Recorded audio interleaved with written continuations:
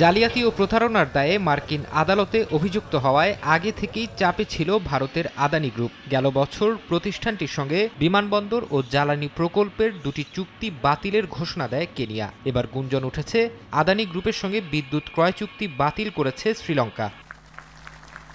গত বছরের শেষ দিকে যুক্তরাষ্ট্রে আদানি গ্রুপের প্রতিষ্ঠাতা গৌতম আদানির বিরুদ্ধে ঘুষ নেয়ার অভিযোগ ওঠে। এরপরই শ্রীলঙ্কার প্রেসিডেন্ট অনুরা কুমারা দিশানায়েক প্রশাসন কোম্পানিটির বিরুদ্ধে তদন্ত শুরু করে। শ্রীলঙ্কার জ্বালানি মন্ত্রণালয়ের সূত্রের বরাতে বিভিন্ন আন্তর্জাতিক গণমাধ্যম প্রতিবেদনে জানায়, তদন্তে দুর্নীতির অভিযোগের পর ভারতীয় প্রতিষ্ঠান আদানি গ্রুপের সঙ্গে বিদ্যুৎ ক্রয় চুক্তি বাতিল করেছে শ্রীলঙ্কা। গণমাধ্যমগুলো আরও বলছে, শ্রীলঙ্কা সরকার আদানির সঙ্গে বিদ্যুৎ ক্রয় চুক্তি বাতিল করলেও প্রকল্পটি বাতিল করা হয়নি। পুরো প্রকল্পটি পর্যালোচনা করার জন্য তদন্ত কমিটি গঠন করা হয়েছে বলেও উল্লেখ করা হয়। অন্যদিকে আদানি গ্রুপের দাবি, গণমাধ্যমে প্রকাশিত প্রতিবেদন সত্য নয়। শ্রীলঙ্কা বিদ্যুৎ ক্রয় চুক্তি বাতিল করেনি বলেও দাবি আদানি গ্রুপের।